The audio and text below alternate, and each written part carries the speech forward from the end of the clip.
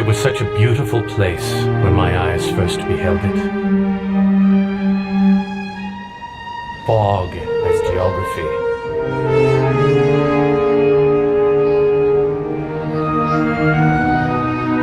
The bay.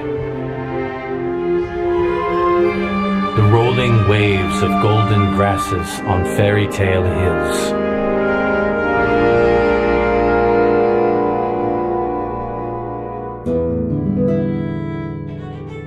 I came expecting to open a bookstore in some godforsaken mission outpost. Imagine, I, Hubert Nobcraft, a gentleman raised in the graces of Mozart and Milton, came expecting wild Indians, crude language, and whiskey. And to my delight, found myself in a city of surprising elegance and charm, all wrapped in a climate so accommodating that I dare say, 10 years hence, I still find it the very quintessence of Elysium.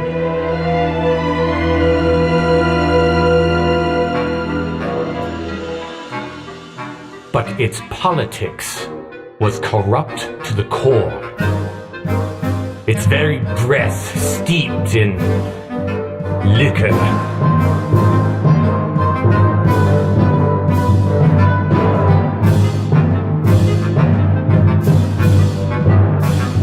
It was a time for reckoning, for sorting the wheat from the chaff, the thrifty from the profligate, the Catholic from the Protestant.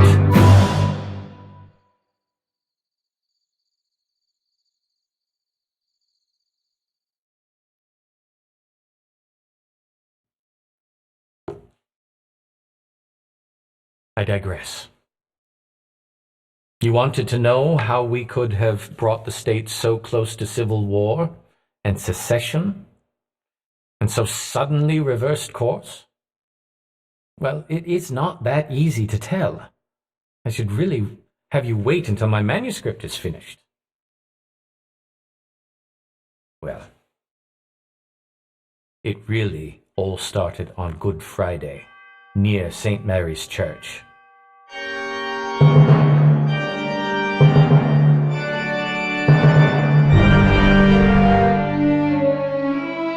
It was there that corrupt election supervisor, James Casey, embarked on a crime so overbearing, so affronting in its overreach, that only a politician could have possibly thought it reasonable. He chased our beloved editor of the Daily Bulletin into the church as the children of the impoverished mission were performing their passion play for the bishop. Then he pursued him back out into the street, where he brazenly, wantonly, without a hint of remorse, in front of God, shot him, silencing once and for all the very conscience of the city.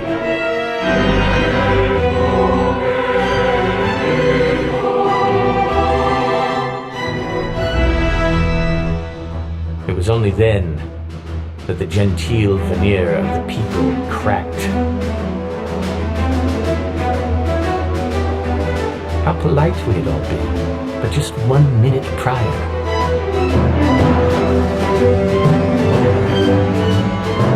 City Hall would have burned to the ground that day, along with half the city, were it not for the greater fear which prevails out here.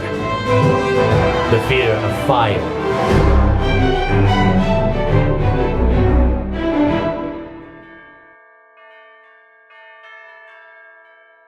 But, as with all things under the hand of God, out of fear and chaos arose a mighty machine, the voice of the people, the Great Vigilance Committee of 1856.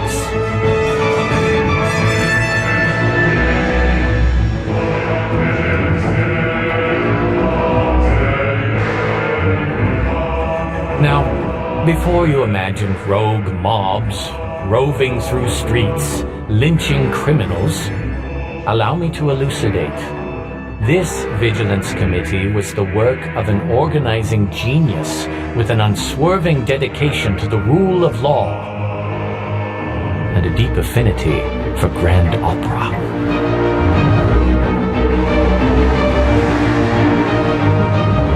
That very night, 2,000 men signed the oath of obedience and absolute secrecy.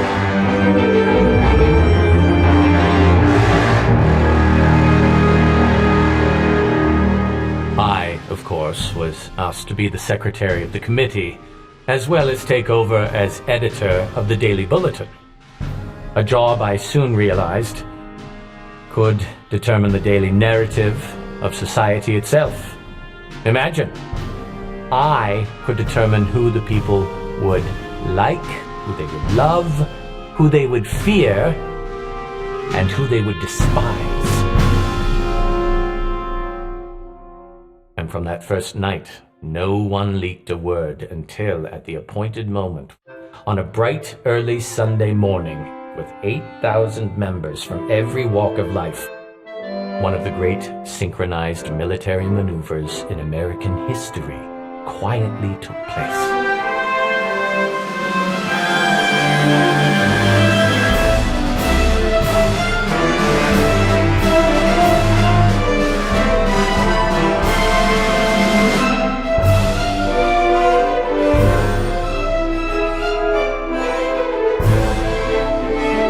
In one fell swoop, without a shot fired or a single violent utterance, we captured Casey, and the city fell to us like a house of cards.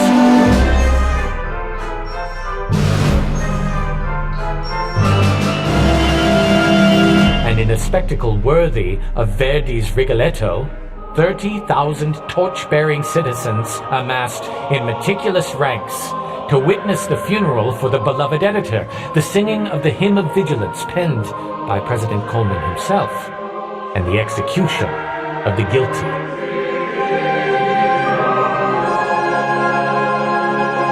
That, sir, is justice as art.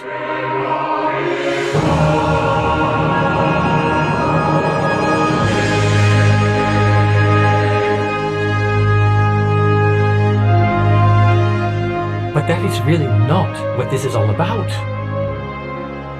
It was a much deeper thing that caused the change, really. In fact, everyone was pretty much the same after the committee took power as before it.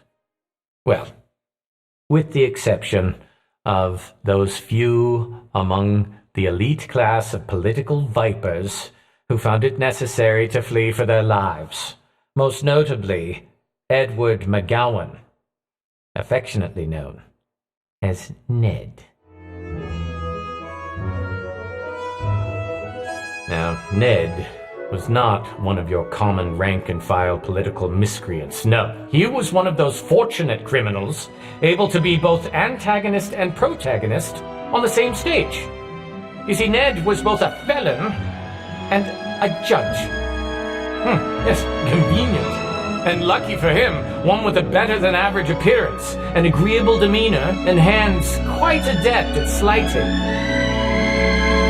As good as any of those who have studied the Book of Lucifer. However, perhaps even more egregious, more taxing to the body politic, he considered himself a poet.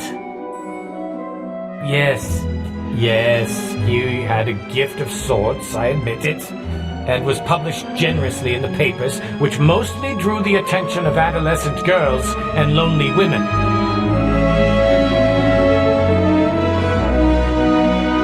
But they proved of little help to him when the committee learned that the gun used in the precipitous shooting belonged to none other than Judge Ned himself. Of course, being an Irish Catholic, he was bound to be compromised. So you see, it is not as simple a story as you may have thought. But it is so worth the telling, because, well, what I have told you so far is still not what it is really all about. You see, in the course of amalgamating power, the committee drove a lot of people into exile, causing them to lose everything. And you know how that can drive one to lose one's mind, or in the biblical sense, to find oneself. A curious irony, is it not? How sometimes hardships can bring people together who would otherwise never have anything to do with one another. Now, some have suggested that I have always just been jealous of Ned's literary gifts. Nonsense. It was his way with women that I envied. Now, You may be thinking, aha, now I know. This is a story about the overthrow of the government by a vengeful populist movement populated with star-crossed lovers. But you would be assuming incorrectly again. It is far more than that. I haven't even told you about the tyrannical little nun, whose entire mission at the time was sideways to the committees and, well, to the church itself.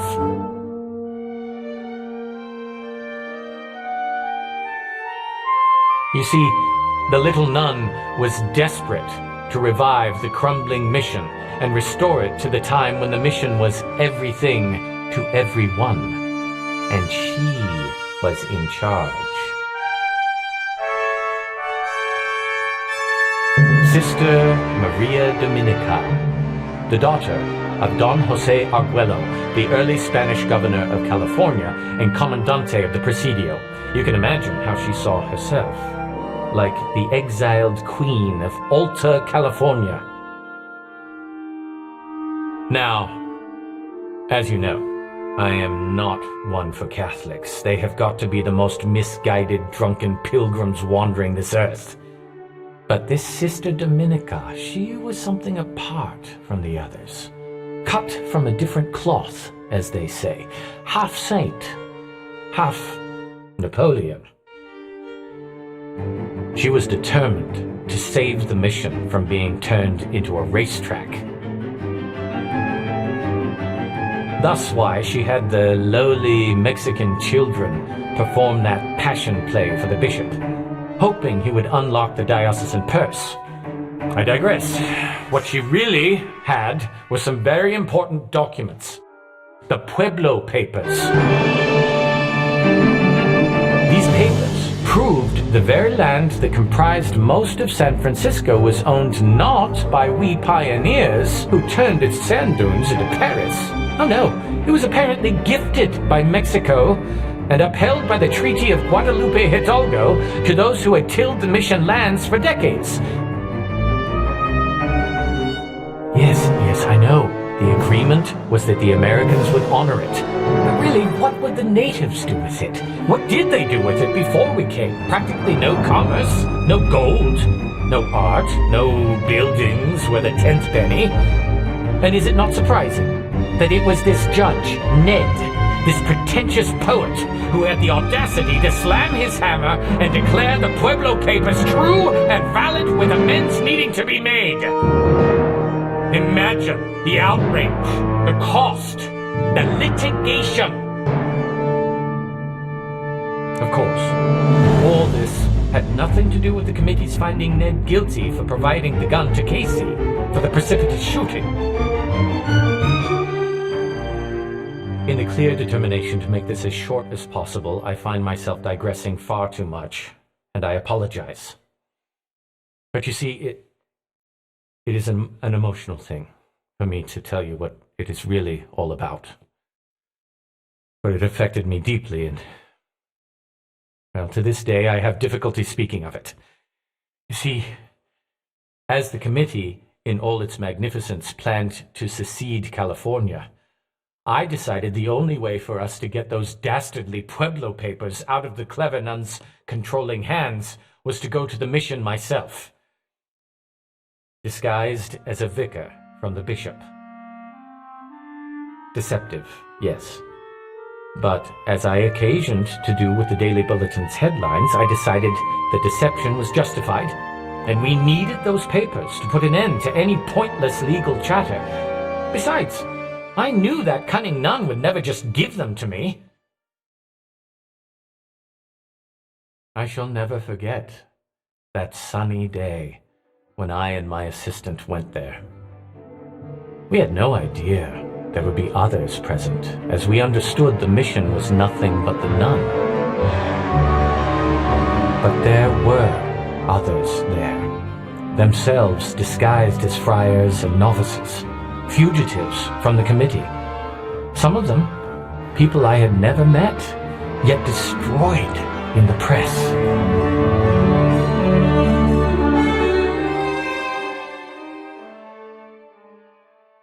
You are thinking, get to the point. What happened that changed everything? But But I cannot get into it just like that. Besides, you know how it ended. California is still here. But it was the way it happened. That moment when one realizes something larger is at play. Call it coincidence, call it imagination. Doesn't change the fact of what I experienced. It is just hard to talk about, which is why I write about it instead. You'll just have to wait until my manuscript is finished. Then you can experience for yourself the extraordinary journey of the perpetrators, their avengers, the hapless victims of both, and how things changed. For I tell you, it is truly one of the greatest forgotten spectacles of American history.